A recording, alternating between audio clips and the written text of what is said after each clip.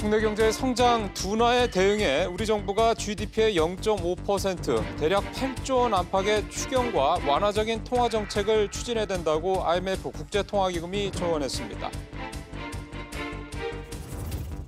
현대자동차의 정기 주주총회를 앞두고 국내외 자문사들이 잇따라 높은 배당보다는 투자가 우선이라며 현대차의 손을 들어주고 있습니다.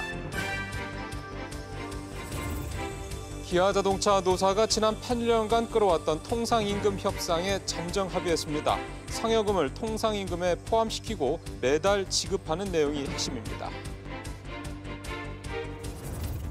지난해 한 해 동안 사교육부에 들어간 돈이 20조 원에 육박했습니다. 양극화는 더 심해졌습니다. 이상이 오늘 헤드라인입니다.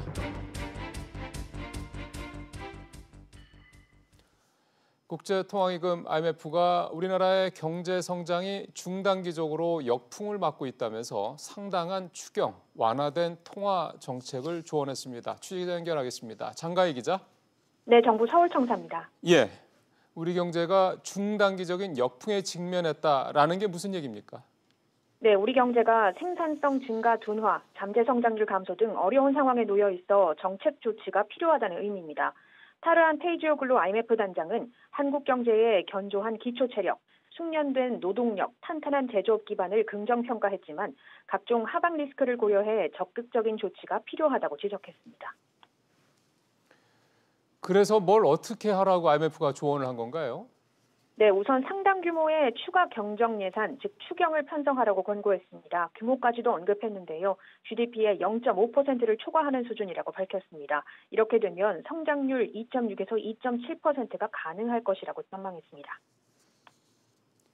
IMF의 조언 중에 금리 관련된 부분도 있다고요? 네, IMF는 한국은행이 명확히 완화적인 통화정책 기조를 가져야 한다고 명시했는데요. 당장 금리 인하가 필요한가에 대해서는 오늘 또는 내일 금리 인하가 필요한지는 한국은행이 좀 더 검토하고 논의해야 할 것이라며 조심스러운 입장을 나타냈습니다. 그러나 금리 인하를 단행한다 해도 문제가 될 정도의 심각한 외국인 자본 유출이 될 것이라 생각하지 않으며 한국의 거시건전성 조치는 효과적으로 작동하고 있어 가계부채 문제도 잘 대응할 수 있을 것이라고 전했습니다. 지금까지 SBS CNBC 장가입니다. 현대자동차의 정기 주주총회를 앞두고 미국계 행동주의 펀드 엘리엇이 주당 2만 원이 넘는 고배당을 요구한 바 있습니다. 국내외 의결권 자문사들이 주당 3천 원의 배당안을 제시한 현대차의 손을 잇따라 들어줬습니다. 주총대기를 앞두고 현대차 쪽에 힘이 쏠리고 있습니다. 취재기자 연결하겠습니다. 김성훈 기자. 네, 김성훈입니다. 예, 의결권 자문사들이 엘리엇의 고배당 요구에 반대 입장을 밝혔다고요? 네, 국내 의결권 자문사인 대신지배구조연구소는 보고서를 통해 엘리엇이 현대차그룹에 제시한 현금 배당안에 반대 의견을 냈습니다. 자동차 산업이 불황으로 성장세 둔화를 겪고 있는 만큼 대규모 배당보다는 장기 성장성 확보를 위해 적극적인 투자가 바람직하다는 입장을 밝혔습니다. 해외 의결권 자문사인 글래스 루이스와 ISS도 엘리엇의 요구가 연구개발이나 공장 투자에 어려움을 줄 수 있다며 현대차그룹의 배당안에 힘을 실어줬습니다. 이런 상황에서 현대차그룹이 경영 투명성을 높일 보강 계획을 내놨다고요? 네, 현대차그룹은 엘리엇과 사회이사 선임을 두고서도 신경전을 벌이고 있는데요. 현대차그룹은 전문성과 다양성을 갖춘 사회이사들을 이사회에 합류시켜 재무구조와 지배구조의 투명성을 높이겠다고 강조했습니다. 또 앞으로 ICT와 자율주행, AI 등 미래기술과 전략 분야의 세계적 전문가를 사회이사진으로 보강할 예정이라고 밝혔습니다. 지금까지 SBS CNBC 김성훈입니다. 지난 8년 동안 끌어져 왔던 기아자동차 통상임금 노사 협상이 잠정 타결됐습니다. 상여금도 매달 지급하기로 하면서 최저임금 위반 논란도 해소될 것으로 보입니다. 김현우 기자입니다. 지난 2011년 기아차 노조는 상여금도 통상임금에 포함된다며 2008년 8월부터 2011년 10월까지 밀린 수당을 지급하라며 사측에 소송을 걸었습니다. 법원은 2심까지 노조 측의 손을 들어줬고 기아차에 4,220억 원을 지급하라고 판결했습니다. 소송은 대법원까지 갈 것으로 예상됐지만 기아차 노사는 극적으로 통상임금에 상여금을 포함하기로 잠정 합의했습니다. 이에 따라 기아차 근로자는 평균 1,900만 원을 받고 기아차는 5천억 원 이상을 지출할 것으로 추정됩니다. 상여금이 통상임금에 포함되면 연장 근로수당도 오릅니다.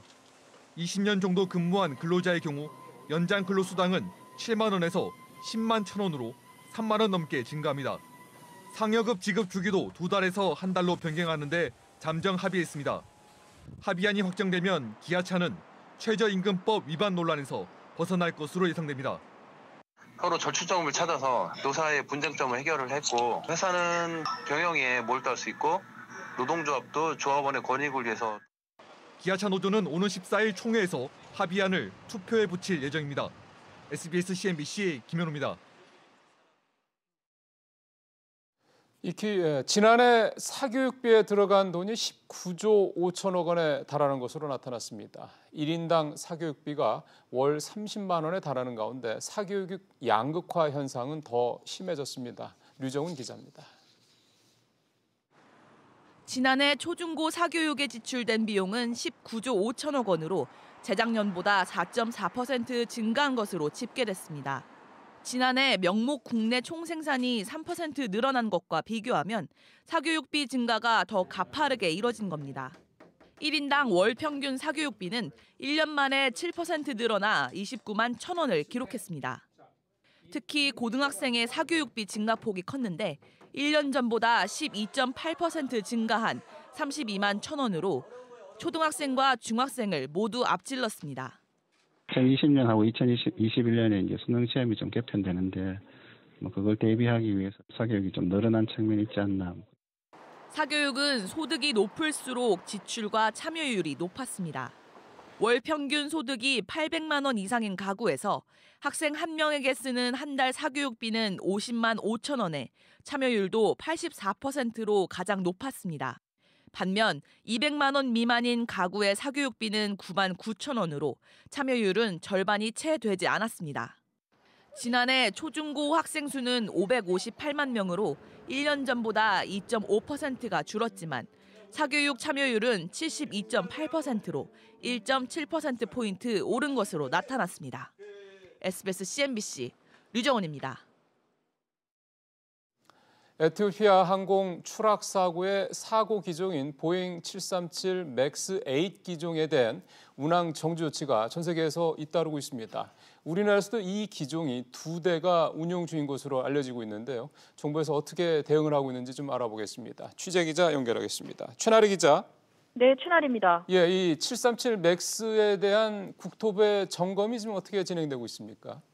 네, 국토부는 어제부터 특별 점검에 들어갔는데 내일부터 운항 중지 조치를 내렸습니다.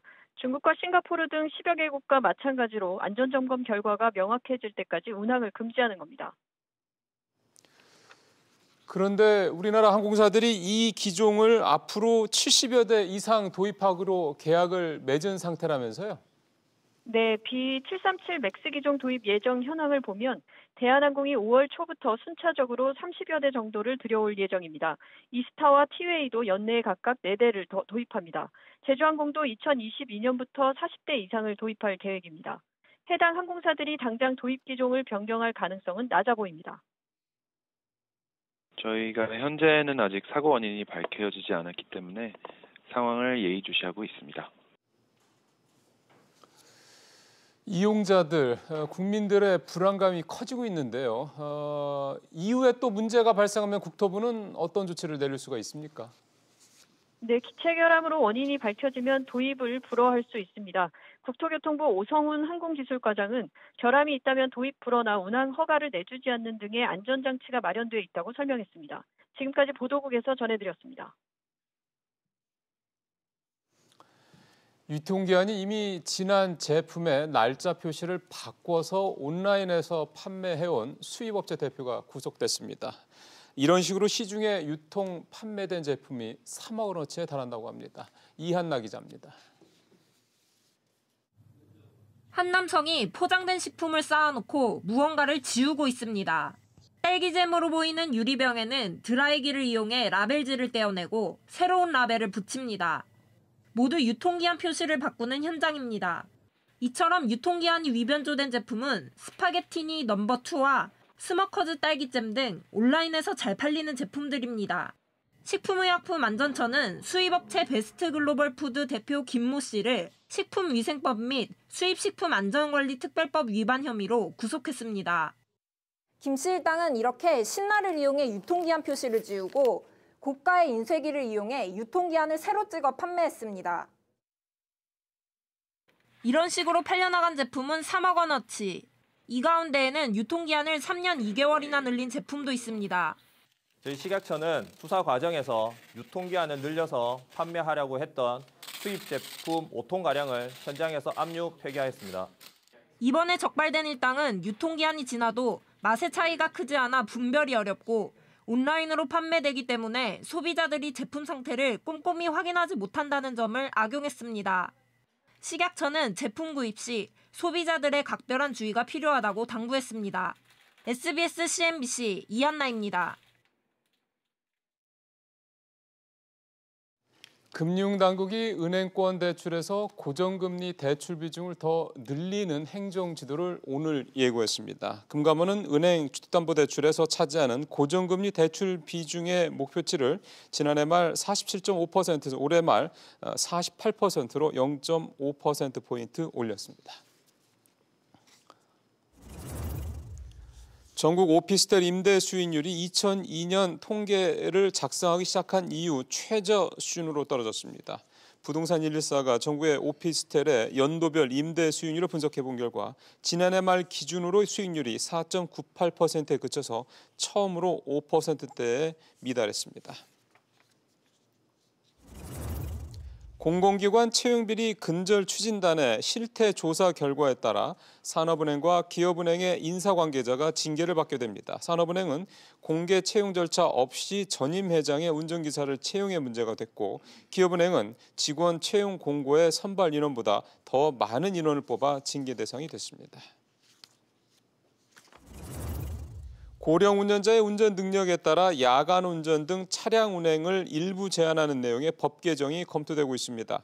경찰청은 고령 운전자 사망 사고가 매년 증가함에 따라 인지 기능 검사를 거쳐 야간 운전이나 고속도로 운행을 법으로 제한하는 방안을 추진하고 있다고 밝혔습니다.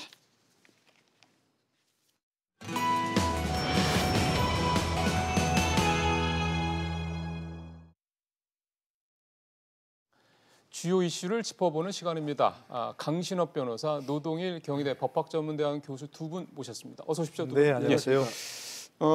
앞서 기아자동차 협상 얘기를 했는데요. 교수님께서는 아무래도 이제 좀 더 깊이 좀 들여다보셨을 것 같은데 어떻게 보셨습니까? 저는 뭐 다행스러운 결과라고 생각합니다. 우리 강 변호사님도 계시지만 나쁜 협상보다 좋은 판결이 나쁜 협상이라도 좋은 판결보다 나을 수 있다는 그런 말도 있거든요. 결국 마지막까지 판결로 가면 양 당사자가 감정 대립을 결국 해소할 수가 없습니다. 예. 판결이라는 건 뭐 일도양단으로 할 수밖에 없는 거니까요. 그러니까 서로 협상을 해서 어느 정도 한 발씩 양보하는 그런 결과를 가져오는 것이 훨씬 그 판결보다 낫다 이렇게 볼 수 있고요. 예. 이번에도 결국 뭐 들어간 돈도 5천억 정도니까 뭐 막 만만치 않다는 거 아니겠습니까? 근데 이걸 더 많이 받으려고 하다가 자칫하면 거의 배를 가르는 상황이 될 수도 있는 상황이고요. 네. 지금 자동차 업계 관련해서 좋은 소식이 들리는 게 뭐가 있습니까? 전부 나쁜 소식이 들리는데 결국 많은 걸 노조가 더 많은 걸 얻어내려고 하다가 자칫 기아차 옛날 정말 생각이 들죠. 기아차가 IMF 위기에 진원이 됐던 거. 예, 맞습니다. 예, 그런 상황이 될 수도 있는 거니까 지금 차 뭐 이렇게 서로 타협하는 그런 상황은 정말 좋은 그런 타협이라고 생각합니다. 이 질문은 똑같은 질문을 우리 법조인이신 강 변호사님한테 좀 드리고 싶네요. 교수님이 아주 정확하게 말씀하신 것 같아요. 그러니까 아무리 좋은 판결이라도 나쁜 협상만 못하다. 오히려 협상이 그러니까 우선이다는 얘기인데요. 지금 1, 2심이 끝났지 않습니까? 그리고 대법원을 이제 앞두고 있는 것인데요. 물론 1, 2심에서 기아차의 어떤 노조 측이 승소를 했기 때문에 그대로 간다면 승소 가능성은 많습니다만은 지금 절충안, 그다음에 교집합 이거를 찾아서 현명한 선택을 했다고 보고요. 더군다나 지금 기아차의 상황이 그렇게 세계적으로 녹록지 않거든요. 그래서 그 노사가 상생하는 그런 어떤 길을 찾았다라고 봅니다. 이 기사가 이렇게 인구의 회자가 되고 많은 기사도 좀 쏟아져 나오고 하는 가장 큰 이유는 이게 이 통상임금 협상이 잠정 합의됐다는 것도 더군다나 대기업인 기아차에서 일단 잠정 합의가 이루어졌다라는 거 이 자체가 단순히 기아차에만 머물지 않기 때문이지 않을까 싶거든요. 아무래도 현대차라든가 뭐 모비스는 현대그룹 계열사만 해도 좀 몇 군데니까요. 네네. 뭐 지금 이미 이제 대법원의 판결에서는 상여금도 통상임금에 포함해야 한다는 그런 판결이 사실 나온 거죠. 이제 그렇죠. 거의 굳어졌고. 네.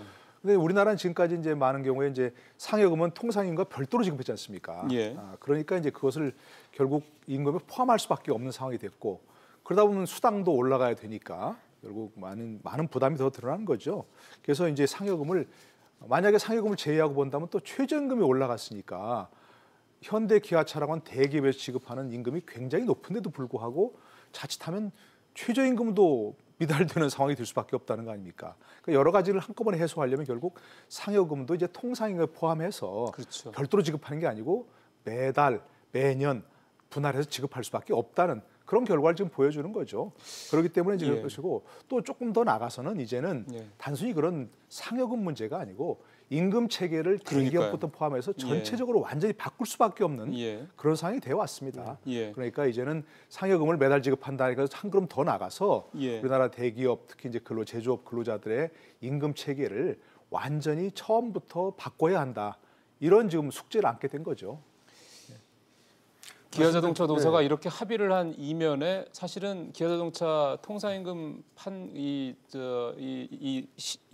재판이 1, 2심에서 모두 노조 승인이 올라간 거 영향도 좀 있겠네요. 그렇죠. 아까도 말씀하셨는데 결국 이 협상은 임금제도 전반에 대한 개선 협상입니다. 맞습니다. 그렇기 때문에 두 가지가 이제 큰 틀인 거죠. 하나는 통상임금이라고 하는 거. 물론 이 재판은 통상임금에 관한 것이었지만 사실은 그 와중에 최저임금 문제가 불거진 거 아니겠습니까? 그래서 최저임금 문제가 불거지면서 174시간을 일해도 209시간에 해당하는 돈을 줘야 되거든요. 그렇게 되면 지금 나와 있는 통계에 의하면 기아차에서 연봉으로 6,800만 원 정도 받는 사람도 말이죠. 이것이 최저임금에 못 미친다는 겁니다. 그렇죠. 그래서 그런 문제를 또 같이 해결해야 된다는 그런 어떤 문제가 있었거든요. 그래서 두 달마다 지급하던 상여금을 매달 지급하는 것으로 이렇게 분할하는 것으로도 또 협상이 됐습니다. 그렇게 되면 이 최저임금 문제는 자연스럽게 해결할 수 있거든요. 그래서 결과적으로는 어떻게 보면은 판결에 비해서는 이 노조 측이 상당히 양보를 한 것이죠. 하지만 전체적으로 본다면 사실 이 10년 동안 있었던 이런 소송을 끝내면서 사측에서도 한꺼번에 많은 어떤 부담을 지게 됐단 말이죠.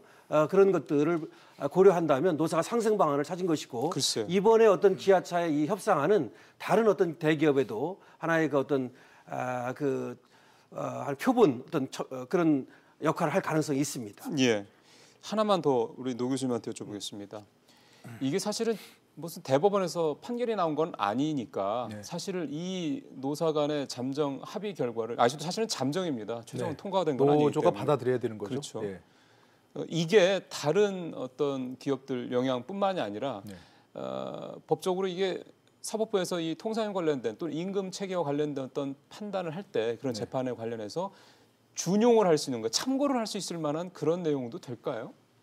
앞으로 이제 판단할 때 일단 뭐 통상임금 속에 상여금이 포함된다는 게 이제 확립된 겁니다. 사실은 확립 판례가 돼 있고요. 그 정도까지로 보시는 거군요. 네, 그럼요. 뭐 돼 있기 때문에 그걸 뒤집힐 가능성은 없는 것이고, 그것도 그게 맞는 거예요. 사실은 통상적으로 지급하는 건데 상여금도 정기적으로 지급했으니까 그거는 뭐 통상임금에 포함될 수밖에 없는 것이고, 그러다 보면 결국 이제 뭐 수당이라든지 뭐 퇴직금이라든지 다 올라갈 수밖에 없는 그런 상황이 됐거든요. 그러니까 이제 법원에서 당연히 그건 이제 이것은 확립된 판례로 보고 앞으로도 문제가 제기된다면 뭐 그렇게 적용할 수밖에 없는 그런 상황이 된 거죠. 그러게요. 자, 이번에는 사교육부 얘기로 좀 넘어가도록 하겠습니다. 그 스카이캐슬이라는 드라마가 얼마 전까지 굉장히 유행이었는데요. 그렇게 뭐 매덕 몇십억씩 들어가는 소위 말하는 입시 코디, 그게 외국에서는 뭐 있다는 얘기를 들었습니다. 그게 국내에서도 있는 모양이죠? 있다고 그러죠. 입시 코디네이터라고 그러는데요. 물론 그 드라마에서는 입시 코디네이터가 가정을 파괴할 만큼 그렇게 엄청난 영향력을 끼칩니다. 그래서 뭐 현실에서 꼭 그렇다기까지는 몰라도 그건 드라마니까. 그것도 드라마가 좀 과장을 했지만 실제로 이제 문제가 뭐냐면 우리가 과거처럼 이제 시험을 치어가지고 그때 그 전에 뭐 본고사니 예를 들어서 이런 시절이 아니고 지금은 학생부 종합전형이라고 하는 거. 그 수시라고 하는 거 이런 어떤 시험 형태를 갖다 보니까 학생도 열심히 해야 되지만 그 진로 계획이라든가 자기 소개서라든가 제3자가 이 학생이 대학에 가는데 영향을 상당히 미치게 됐어요. 그러다 보니까 아무래도 그 입시 코디네이터 영향이 커졌고 그렇죠. 그런 어떤 팁을 예를 들어서 몇 개만 받아도 벌써 시험에 붙고 떨어지고가 결정되는 겁니다. 그런 상황에서 어떤 부모가 아무래도 그런 사교육비를 들여서라도 더 좋은 대학에 보내고 싶고 그렇죠. 이런 상황이 벌어진 것이죠. 예, 노 교수님, 뭐 아이들을 가르치시니까 뭐 네. 아이들이라는 표현이 좀 그렇습니다만 학생들 이제 로스쿨 다니는 학생들을 가르치시니까 더 보겠으면 그 친구들은 조금 더 이제 아무래도 형편이 좀 나은 학생들일 거 아니에요. 다는 그렇지 않지만 대부분은 그렇다고 그렇죠. 봐야겠죠. 그러니까 어떻게 보면은 이제 그 학생들은 조금 더 나은 여건에 있는 학생들이라고 볼 텐데 공부도 네. 좀 더 잘했을 거고 그러면 교육 현장에서 보시기에 이렇게 사교육비 문제가 가면 갈수록 심해지지 이렇게 줄지를 이렇게 완화되지 않는 이유는 어떻게 생각이 드세요? 수십 가지가 있겠지요. 그 중에서 수십 가지가 교수님은? 있지만 제가 보기에는 우리나라 역대 정권마다 다 취임하면 새롭게 그 정권이 바뀌면 무조건 입시부터 손을 댑니다. 입시부터. 그래서 지금도 마찬가지죠. 예. 문재인 정권도 입시부터 자꾸 손을 댑니다. 그러니까 입시가 예측하기가 어려우니까 입시가 불확실성이 클수록 사교육비는 늘어날 수밖에 없는 거거든요. 아무리 뭐 학벌 사회를 없애고 여러 가지 다른 뭐 그 근본적인 대책을 세운다 하더라도 결국 입시가 자꾸 바뀌니까 학부모도 적응할 수 없고 학생도 적응할 수 없고 내가 3년 전에 준비했던 것이 이제 와서 무효가 될 수도 있단 말이에요. 그렇죠. 잘못하면. 그런 것들이 자꾸 사교육비를 늘리는 요인이 가장 크게 되는 겁니다. 입시 불확실성이 한마디로. 예. 그래서 저는 주장하는 게 입시는 교육이 아니라는 거예요. 사실은. 그렇죠. 교육이 아닙니다. 그거는. 교육이 아닌데 자꾸 정권이 바뀌면서 늘 입시부터 손을 것부터 좀 바꿔야 됩니다. 그래서 다음 대선 주자에게 좀 부탁하고 싶은 것은 입시 모라토리움. 지금 아무리 바꿔도 좋아진다는 생각이 없습니다. 그렇죠? 역대 정권마다 잠시 바꿔왔는데 입시가 좋아졌느냐, 그래서 사교육비가 줄어들었느냐, 그렇지 않거든요. 그러니까 지금보다 더 좋아진다는 보장이 없는 이상은 입시 제도를 우리 정권 내내 바꾸지 않겠다. 그리고 이대로 가겠다. 그런 선언을 하면 어떨까? 저는 그런 생각도 좀 해봅니다. 이게. 근데 네. 새로 대통령이 되고 새로 정권을 잡는 사람들이 뭔가 이제 기존보다 나아지게 하려고 하는 거 아니겠습니까? 지금 교육제도에 대해서 국민들의 불만이 굉장히 많다라는 건가. 지금 제도 자체도 그렇고 네. 이것도 사실은 전 정부에서 바뀐 거니까. 그렇죠. 전 정부의 그 교육제도도 그 당시에는 굉장히 불만들이 많았던 거고. 이 고질적인 이 악순환 고리가 뭐 다음 정권 간다고 바뀌가 될까요? 글쎄 교육에 대해서는 늘 우리가 백년지 대계라고 얘기를 하잖아요. 말은 그렇게 하잖아요. 그럼 백년지 대계라고 말하는 이유가 있을 거란 말이죠. 그럼에도 불구하고 백년지 대계가 아니라 1년지 대계도 안 되고 이런 계속해서 형국이 생기는 건데 그 이유는 어쨌든 손을 대고 싶어하는 그런 생각이 있어요. 글쎄요. 일단은 전 정권에서 하던 거 우리나라는 좀 어떤 그 고질적인 병폐가 있냐면 하여튼 바꾸고 보는 그런 생각이 좀 있습니다. 그게 개혁이라는 미명하에 그렇죠 이루어지지 말이죠. 않습니까? 지금 보십시오. 학생 수가 줄고 있어요. 예. 그래서 학생 수가 2018년의 경우 2017년보다 2.5%가 줄었거든요. 근데 사교육비는 4.3%가 늘어났어요. 그래가지고 20조에 육박했다는 거 아닙니까? 이게 해마다 늘고 있는 겁니다. 근데 학생 수가 주는데 왜 사교육비가 느느냐? 이걸 한번 생각해 보면은 아까 교수님이 잘 지적하셨는데 불확실성 이것 때문에 정보비 결국 정보비가 들어가는 거예요. 입시 코디네이터가 그거 아닙니까? 그래서 적어도 열심히 공부하면 정보비가 별로 들지 않아도 자기 어떤 소개 성과를 낼 수 있도록 하는 그 정도 개혁은 또 바꾼다니까 좀 이상하긴 한데 예. 한 번만 더 바꿨으면 어떨까 생각이 듭니다. 예. 마지막으로 노 교수님한테 뭔가 이렇게 사교육비가 또 역대 최고치로 늘어났다는 얘기가 나왔으니 정부에서는 또 뭔가 또 해야 되지 않겠냐는 강박에 또 휩싸이지 않을까 싶은데요. 그럴 거예요. 근데 저 2017년 8월 30일자 기사를 이 문제 찾아보다가 보니까요. 문재인 대통령께서 세종시 방문해서 공무원들을 모아놓고 사교육비를 줄일 특단의 대책을 내놓으라고 얘기하신 적이 있어요. 근데 그런 게 있습니까 사실은? 그렇죠? 사교육비를 자꾸 건드리면 건드릴수록 커집니다. 이게 다. 그 공무원들도 자녀들한테는 학원 그렇죠. 보내고 할 텐데요. 그러니까요. 네. 그 자체를 건드릴수록. 그러니까 저는 조금 차분하게 한 걸음 물러서서 왜 그럴까라는 원인 진단을 먼저 하자는 거예요. 우리나라 사람 자꾸 이제 문제가 뭐냐면 대책부터 내놓는 거예요. 대책부터. 그렇죠. 네, 대책부터. 원인 진단을 제대로 하고 좋은 의사는 대책이 약을 먼저 얘기하는 것이 아니라 이 뭐 때문에 이런 병이 들었냐를 진단을 철저히 하고 예. 그다음에 대책을 내놔야 되는데 우린 대책부터 내는 거예요. 조금 뜬금없는 얘기지만 그렇지 않습니까? 세월호가 왜 침몰했는지 제대로 진단도 안 한 채 해경 해체 이래버렸잖아요. 대직요법이죠. 그러니까. 네, 그러니까. 그다음에 어떻게 됐습니까? 해경은 도로 불화했고 그 사이에 낭비된 돈이 얼마입니까? 이 사교육비도 똑같아요. 교육도. 그러니까 입시 문제부터 건드리지 말고 사교육비부터 먼저 건드리지 말고 이런 것이 뭐 때문인가를 자꾸 좀 원인 진단을 좀 제대로 해보자. 저는 그런 얘기를 좀 하고 싶습니다. 예. 변호사님은 어떻게 생각하세요? 저도 맞습니다. 사실은 뭐 학부모들이 가지는 어떤 불안감 그리고 또 자기의 또 아이들에 대한 어떤 더 좋은 교육을 시키고 싶어하는 마음 이런 것을 탓할 수는 없는 거예요. 근데 문제는 사실은 거기를 탓하고 들어가는 면도 많이 있잖아요. 그래서 어쨌든 우리 교육이 지금 공교육이 무너졌기 때문에 사실은 사교육이 문제가 되는 겁니다. 그럼 공교육으로 돌아가야 됩니다, 결국은. 그럼 공교육을 어떻게 살릴 것인가? 여기부터 시작을 해야 되는데 사실은 공교육이 지금 현장이 다 무너져 가고 있잖아요. 근데 그래서 그 전부터 저는 이제 그러니까 사교육을 얘기하기 전에 공교육으로 다시 돌아가서 기본부터 예. 공교육을 어떻게 세우고 정립할 것인가 이거부터 얘기했으면 좋겠다 이렇게 생각합니다. 설마 그 얘기를 다음 정권에 가서 또 한다고 그러진 않을까 싶습니다. 하려면 지금 끝내야 되는데. 예. 알겠습니다. 자, 이번에는 다음 주제로 넘어가겠습니다. 미세먼지 얘기를 또 해보겠습니다. 지금 제가 한 포털을 통해서 보니까요. 미세먼지가 좀 나쁨 81 수준이고요. 근데 의외로 초미세먼지는 지금 10밖에 안 돼서 좋네요. 이런 경우가 또 있군요. 미세먼지는 나쁜데 초미세먼지는 또 굉장히 또 좋은. 어쨌든 미세먼지 상황이 지금도 오늘도 좋지는 않습니다. 그래서 정부가 계속해서 미세먼지 대책을 뭐 내놓고 있는데 오늘을 정부에서 당정에서 나온 대책이 뭐냐면 LPG 차량에 대한 규제를 없애서 이제 아무나 LPG 차를 살 수 있게 하겠다라는 내용이었습니다. 이 내용 관련돼서 좀 얘기를 좀 마지막으로 좀 해보도록 하겠습니다. 노 교수님, 네. 그 결국은 LPG 규제를 없애서 뭐 누구나 다, 그러니까 장애인이라든가 뭐 아니더라도 LPG 차를 살 수 있게 하면 이게 미세먼지를 줄이는데 도움이 된다라고 정부나 민주당은 생각한다는 거 아닙니까? 판단하는 거죠. 그래서 액화 석유가스 이용에 관한 법률 개정안을 지금 발의해서 상임위를 통과했다는 예, 그럼 좀 전에 전해졌습니다. 그래서 이제 앞으로 예, 이제 어쨌든 이것이 이제 제대로 될 테니까 다 지금 정치권 모두가 지금 초비상이니까 당연히 통과가 되겠지요. 이제 일반적으로 생각하기에는 LPG, 휘발유, 경유 이 순으로 이제 뭐 미세먼지가 나쁘다는 거 아니겠습니까? 나쁜 가스를 많이 뿜는다는 거 아니겠습니까? 네.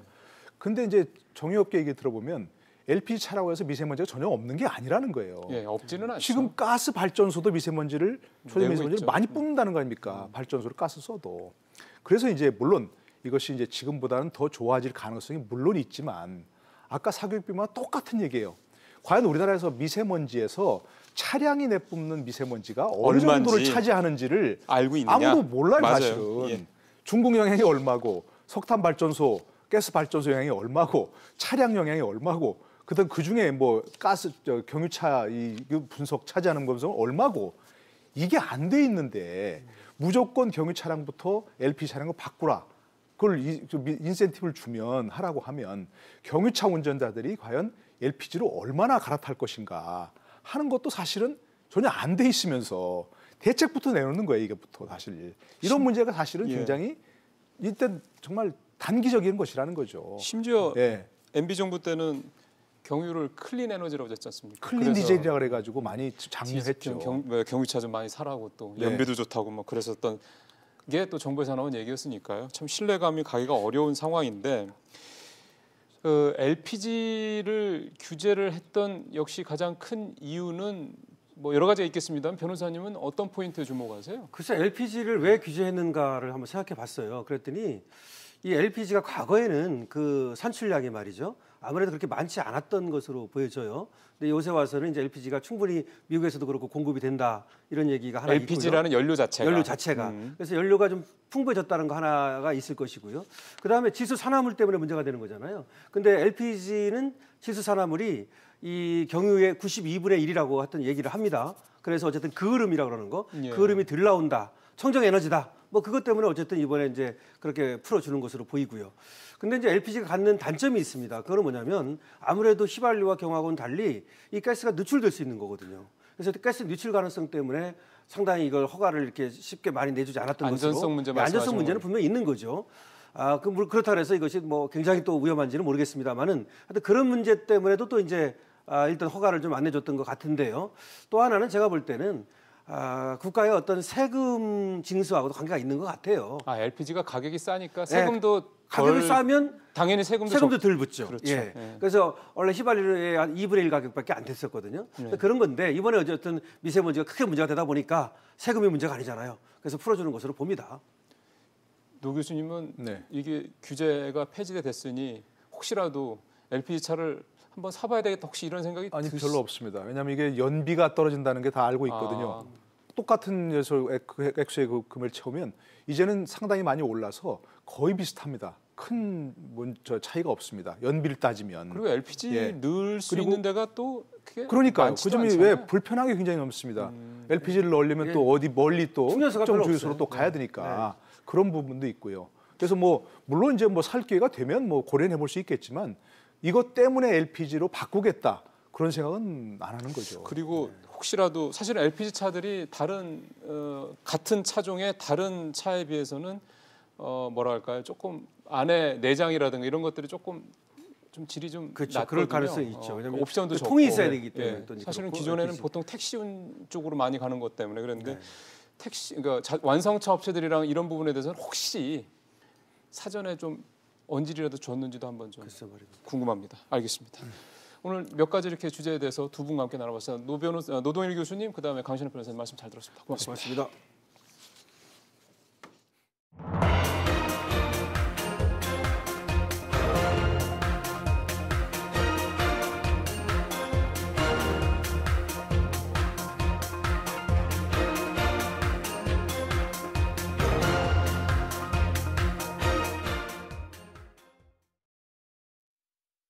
토익이나 아니면 이제 교수님 밑에서 같이 실험하면서 그쪽을 배우려고 생각하고 있어요. 반도체가 저희 과에서는 제일 좋은 그거거든요. 연봉도 좀 높고 저희 과에서 제일 유리하게 갈 수 있는 데가 반도체이기 때문에 그쪽으로 준비하고 있습니다. 작년 하반기에 지원을 했었는데 취업 시장이 말 그대로 쉽지만은 않더라고요. 그래서 토익 스피킹 공부하고 있고요. 그리고 관련 회계 자격증 하나 준비하고 있고 이번에는 꼭 좋은 결과 있었으면 좋겠습니다. 제가 가고 싶은 공기업에서 뭘 요구하는지를 일단 공부 구상을 하고 있고요. 그리고 거기서 필요로 하는 자격증이라든지 아니면 또 거기서 그 부수적으로 좀 요구하는 정보들이 좀 있어요. 그런 쪽으로 좀 많이 알아보고 있습니다. 취업 좀 잘 됐으면 좋겠어요.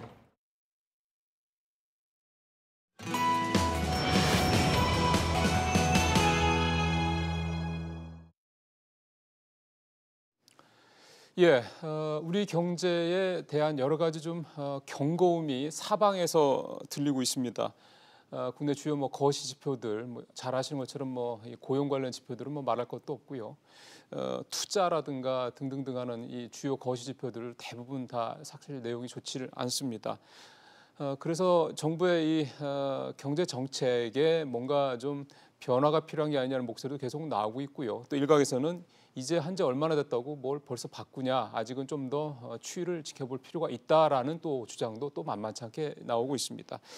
오늘 이 정부의 소득주도 성장 정책에 대한 상황을 오늘 있었던 IMF의 그 조언과 더불어서 좀 얘기를 나눠보고자 합니다. 오늘 두 분의 전문가를 모셔서 좀 각각의 좀 다른 말씀을 좀 들어보도록 하겠습니다. 숙명여대 신세동 교수 제 왼쪽에 나와 계십니다. 교수님, 네, 반갑습니다. 제 오른쪽으로는 중앙대 송수영 교수님 모셨습니다. 교수님도 어서 오십시오. 네, 안녕하세요. 일단 첫 질문이 너무 무거울 수는 있겠습니다만 너무 길지 않게 적절하게 본인들 생각을 좀 일명요연하게 말씀해 주셨으면 좋겠습니다. 일단 우리 경제에 대한 진단부터 좀 들어봤으면 좋겠습니다. 먼저 교수님부터 해주시죠. 일단 80년 이후 한 40년을 놓고 우리가 거시 지표를 가지고 보면 크게 정말 위기라고 할 만한 시점이 3번 있었어요. 97년, 그렇죠. 08년, 그리고 92년. 92년은 사람들이 기억을 잘 못하세요. 그러니까 1992년 말씀하시는 거죠? 그러면 외환위기 전이네요? 전이죠. 되게 어려웠어요. 하루에 막 30개 중소기업 부도나고 하루 멀다 하고 중소기업 사장님들이 자살하고 막 이럴 때요. 92년. 그때가요? 네. 그때 왜 그랬습니까? 뭐 여러 가지가 이유가 있는데 국외적인 요건도 안 좋았고 그다음에 그 아실란가 모르겠는데 그 노태우 정부 때 건설 경기를 막 띄우면서 폭발적으로 인건비 올라가면서 제조업 경쟁력이 막 무너지면서 92년에 한바탕 했거든요.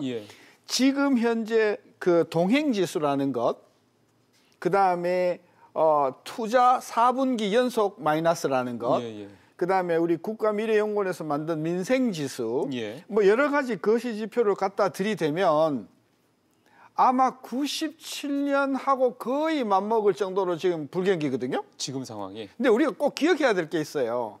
97년에 IMF 들어가기 직전 말입니다. 10월, 9월, 8월 말입니다. 그렇게 경제가 나쁘다고 사람들 생각 안 했어요. 지표로서는 굉장히 나빴는데 그때는 뭐가 특별히 나빴냐면 노사관계가 안 좋았고 그다음에 재벌 문제가 불거졌고 그다음에 정치적인 리더십이 그 김영삼 정부가 굉장히 흔들릴 때예요. 그래서 모든 시선이 정치적인 어떤 리더십에 가 있었지 97년에 뭐 여러 가지 투자라든지 동행지수 하락이라든지 이런 것들을 별로 신경을 안 썼거든요. 포인트는 지금 현재 동행지수나 또 설비 투자 마이너스나 이런 등등을 감안해 봤을 때는 거의 97년하고 맞먹는 수준의 불경기답고 판단이 됩니다. 상당히 좀 위기 상황이 될 수도 있다라는 조짐이 나타나고 이렇게 이해하면 되는 거죠. 자, 이번에는 송수영 교수님 진단을 좀 들어봤으면 좋겠습니다. 네, 지금 뭐 신 교수님께서 이제 97년과 비견할 만하다고 하셨는데 이제 97년도 상황에서는 동아시아 금융위기라고 저는 우리가 IMF 위기라고 하지만 동아시아 금융위기라고 우리가 정의를 하게 됐을 때 이 위기 자체는 동아시아에 국한돼서 일본을 제외하고 거기서만 이제 위기가 이렇게 담겨졌습니다. 증문안이 퍼지질 않고요. 그랬는데 지금 현재는 우리 상황이 이제 분명히 말씀하신 대로 뭐 성장률에서부터 모든 것이 약화되고 있지만 이게 전 세계적인 경향입니다. 최근에 월드뱅크에서 그 지난 1월달에 업데이트를 하면서 나온 것이 이제 전 세계적으로 전부 다 그 2019년, 20년 그 성장률에 대해서 예측치를 굉장히 많이 낮췄고요. 2.5%로 했는데 우리는 이제 2.6% 정도로 나오니까 상대적으로 평균보다 높게 나오고 있고요. 그다음에 지금 이제 지난 2월달에 OECD에서 이제 소위 말해서 업데이트를 하면서 나온 것이 2.6% 정도로 낮춘 것인데도 불구하고 특히 그 3만 불 이상 5천만 인구 이상의 국가들 중에서는 사실 성장률이 지금 미국하고 이제 같아지다가 2020년에는 저희가 오히려 더 나은 걸로.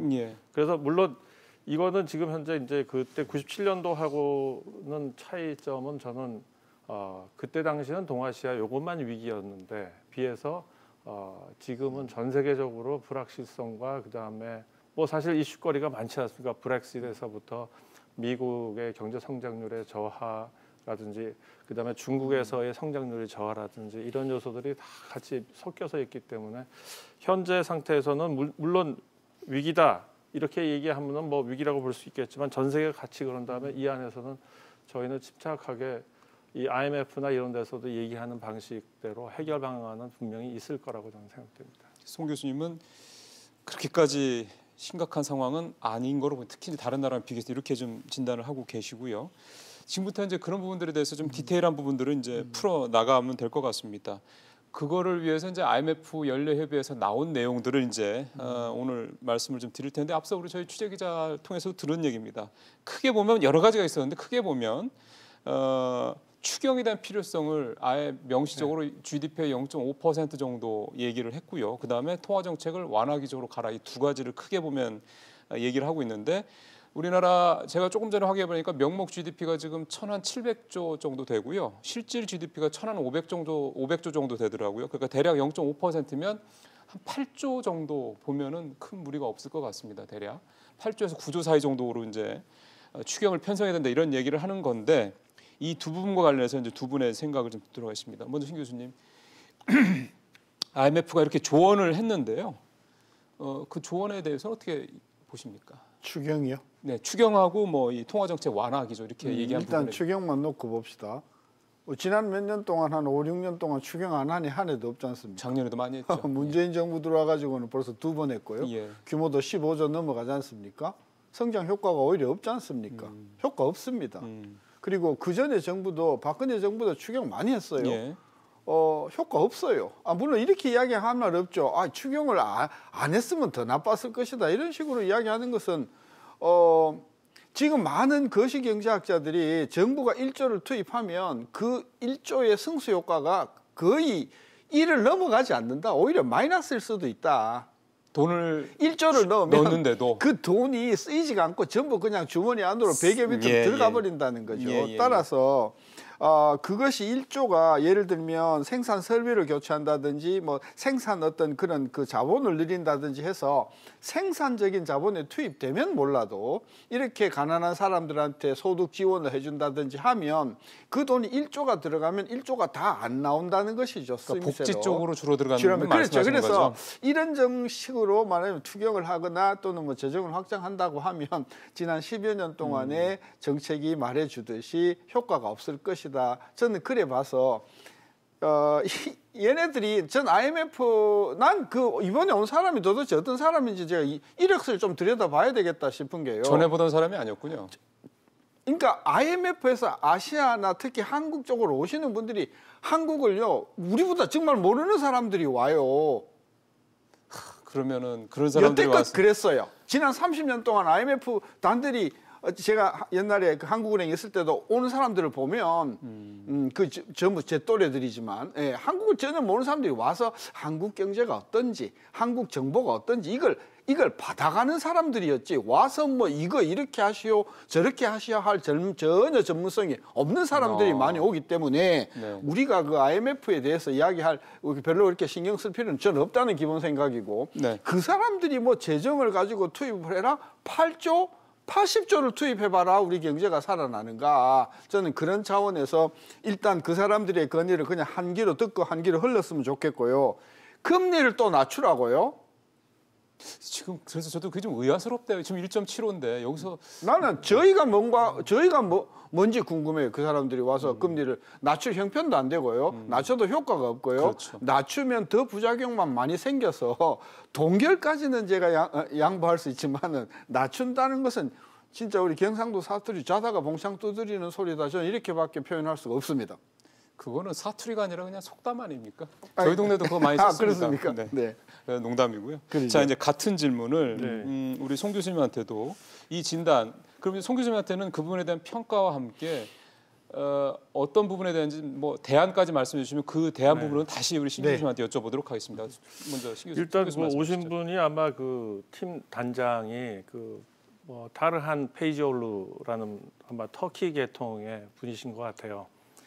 근데 이분의 뭐 백그라운드나 이런 거에 대해서는 뭐 나름대로 경제학자로서 그의 식견이 있을 텐데 기본적으로 IMF나 OECD나 이제 월드뱅크나 이런 데서는 저희가 한국은행에서 생산해가지고 정부가 생산한 데이터를 받아가지고 그거 자체를 이제 분석을 하는 겁니다. 그러다 보니까는 그분들이 와서 어떻게 보면 이제 그 실제로 연례 행사처럼 이게 오는 것이 이제 우리 한국이 이제 1955년부터 이 IMF의 그 아티클 4라는 규정에 의해서 이제 방문을 받고 컨설테이션을 받았습니다. 이게 이 컨설테이션을 계속 해왔는데 거의 2년 단위로 해오다가 작년에 제가 이제 그 지금 리포트를 제가 여기 가져왔는데요. 한국에 대해서 2018년 2월달에 나온 보고서인데요. 이게 2017년에 대한 성과를 분석하는 겁니다. 여기서 보면은 이제 매년 미팅을 좀 하자 하는 식으로 얘기를 했고. 그래서요. 요 안에서 나왔던 그거 보면은 이제 재정 확대 정책을 이때도 이제 많이 주문을 합니다. 지금처럼 더 크게라기보다는 했는데 그렇게 했을 때 이제 소비와 생산이 6%에서 9% 정도로 향후 10년에 걸쳐서 성장할 것이다라고 이제 이쪽에서는 뭐 데이터를 가지고 이제 자기네들이 예측을 하는 거죠. 그래서 이제 당연히 정부가 재정 확대 정책을 쓰면 당연히 뭐 GNI나 GDP는 늘어나는 건 너무나 당연한데 문제는 그것이 지속성이 있느냐 아니면 잠깐 올랐다가 팍 가라앉느냐. 그러니까 대표적인 게 대증요법이냐 이거죠. 맞죠. 그 트럼프 행정부에서 세금을 깎았다가 지금 폭 가라앉는 현상이 생기고 최경환 부총리가 있었을 때도 세금 낮춰주고 금리 낮춰주고 하면서 그러니까 가계부채가 급격하게 늘어나면서 이제 부동산 투자로 들어가서 잠깐 그때 당시에 성장률과 그 GDP 상당히 선장했습니다. 2016년도에. 그러다가 퍽 가라앉는 경우가 생기니까 지금 IMF에서 아까 말씀하신 대로 재정 확대 정책과 동시에 이 금리 인하 정책을 오히려 얘기하고 하는 거는 지금 현재 유럽이나 이런 데서 미국이 경제 성장률 떨어지고 중국도 성장률이 떨어지면서 이거에 대해서 국제 간의 코오디네이션을 좀 하면서 이 성장률을 유지하는 것이 좋겠다 해서 그런 의미에서 이제 IMF가 글쎄요. 제안을 하고 있는 거고요. 예. IMF에서는 특히 이제 한국에 대해서는 이번에는 특별하게 더 강조했던 것이 저는 유연한 안정성, 그러니까 플렉스 시큐리티라는 요청을 하고 있는데 이것이 뭔가 하면은 노동시장의 자체, 신규 노동시장에 대해서는 굉장히 좀 유연하게 개혁적인 부분이 있어야 되고 기존의 직업을 갖고 있는 노동시간에 있어서는 좀 노동시간을 낮추거나 이러면서 소위 말해서 노동 생산성을 높일 수 있는 방안을 찾는 것이 적절하지 않겠나 이렇게 그러게요. 봅니다. 그래서 결국은 이제 이게 결국 이제 정부의 이제 문재인 정부의 소득도 성장 정책에 대해서 이제 지난 2년 동안 한 걸 보니 이러이러한 결과가 나와서 그래서 우리가 보기에는 너네가 이렇게 했으면 좋겠다. 그러면 좀 좋아질 것 같다. 이 얘기지 않습니까? 그렇죠. 종합적으로 얘기하면 그래서 이 부분에 대해서 이제 두 분한테 지금 사실 결과가 그렇게 좋은 건 아니기 때문에 지금 남은 3년 동안 이런 식으로 그러니까 정부의 경제 정책을 좀 펼치면 좋겠다라는 그 부분에 대한 말씀을 두 분한테 지금 시간이 한 3분 반 남아서요. 한 1분 반 정도 시간이 두 분한테 있을 것 같습니다. 우리 신 교수님부터 어떤 대안을 제시해 주시겠습니까? 이번에 IMF가 와가지고 한국의 경상수지 흑자가 너무 과도하다. 따라서 수출을 억제시키고 수입을 확대시키는 정책을 펴라고 건의했으면 그건 IMF 헌장에도 맞고 IMF 목적에도 맞고 IMF 원래 설립 목적이 국제수지의 관리였단 말이에요. 근데 이제는 그게 바뀌어가지고 한국의 거시경제에 대해서 특히 과거에 우리가 IMF 돈 좀 빌린 경력이 있다고 해가지고 잘 한국에 대해서 알지도 못하는 사람들이 와가지고 금리를 낮춰라 뭐 재정정책을 펴라 그 사람들이 읽고 가는 정보는 한국은행이나 뭐 나온 연구소를 넘어가지 못합니다. 그리고 우리가 알다시피 KDI는 한국은행의 그동안의 보고서가 오류투성이었다는 것은 우리 많은 전문가들이 공유하고 있지 않습니까? 저는 그래서 IMF가 월권하지 마라. IMF가 월권하지 말고 대한민국의 거시 정책은 우리가 주권을 가지고 우리가 정책을 하는 것이기 때문에 뭐 그냥 듣고 오케이 뭐 컨설팅 할 수 있어도 저는 여기에 대해서 너무 이렇게 언론이 민감하게 반응할 필요는 없어서 저는 그냥 한 귀로 듣고 한 귀로 들리고 속으로 또 엉터리 소리 하고 가는구나 저는 그렇게 평가를 내렸어요 이번에. 그래서 어떻게 하면은 조금 교수님 보시기에는 대안을 제시해 주신다면 이렇게 적어도 이런 거는 이렇게 했으면 좋겠다라시는 걸 하나 정도는 말씀해 주셔야 될 것 같아요. 지금 제조업 경쟁력이고 그다음에 서비스 산업에 너무 그 자영업자들이 영세하니까 자영업자들의 영세성을 궁극적으로 해결해 줄 수 있는 구조조정 방식을 이 정책을 앞으로 한 5년 10년 플랜을 냈고 여기에 올인을 해야만 미래가 보이지 이렇게 돈을 이렇게 집어넣어주는 정책은 과거에도 효과가 없었지만 앞으로도 효과가 없을 것이다. 반복하지 않았으면 좋겠어요. 그러니까 이 문재인 정부 5년 내에 뭔가 성과를 보려고 자꾸 욕심을 내지 말아야 되겠군요.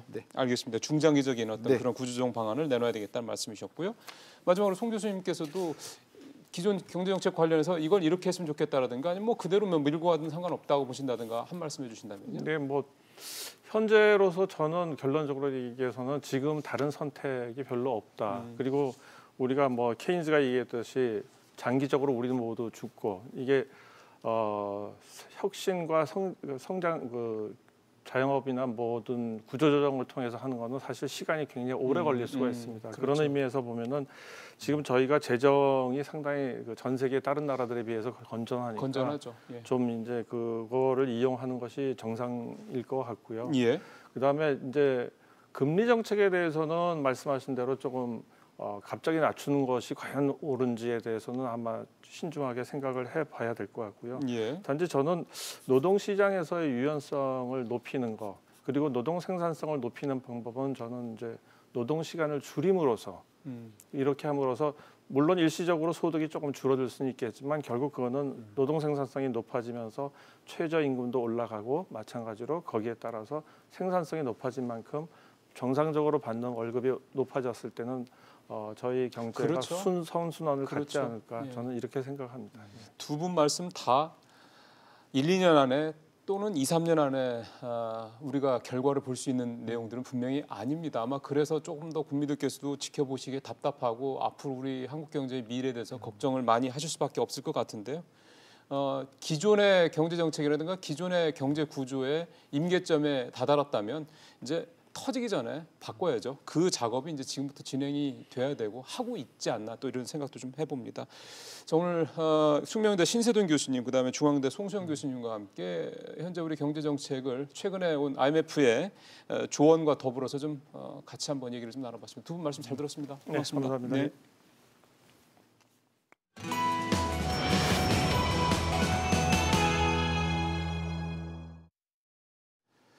내일 수요일 날 뵙겠습니다. 고맙습니다.